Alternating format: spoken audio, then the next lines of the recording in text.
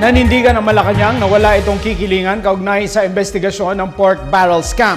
Ayon kay PCOO Secretary Sunny Coloma, sa simula pa lang na malinaw na ang batayan ng prinsipyo ni Pangulong Aquino. Ito ay ang ituro ng ebidensya ang direksyon ng pagsisiyasat. Si Elena Luna ang ating tagapagbalita.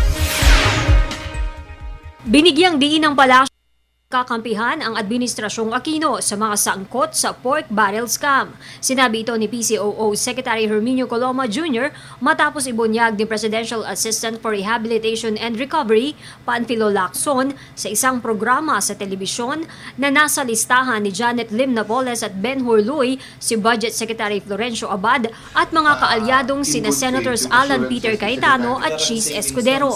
Ayon kay Secretary Coloma, sa simulat sa pulpa ay malinaw ang batayang prinsipyo ni Pangulong Aquino. Ito ay ang hayaang ituro ng ebidensya ang direksyon ng pagsisiyasat. Wala aniyang hinihiwalay o kinakampihan basta't konkretong ebidensya ang batayan. Ayon rin sa kalihim, hindi kailangang mag-leave of absence si Secretary Abad dahil patuloy siyang pinagkakatiwalaan ng Pangulo.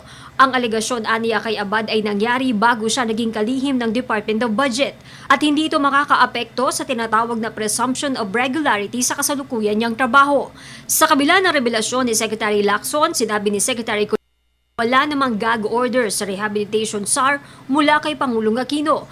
Kasabay nito nanawagan ng kalihim na pagtuunan ng pansin ang ginagawang rehabilitasyon sa mga lugar na nasalanta ng Bagyong Yolanda. Nakatakdang ilahad kay Pangulong Aquino ang mga reports ng Post-Disaster Needs Assessment at Cluster Groups sa susunod na cabinet meeting sa Palasyo. Para sa Telebisyon ng Bayan, Elena Luna.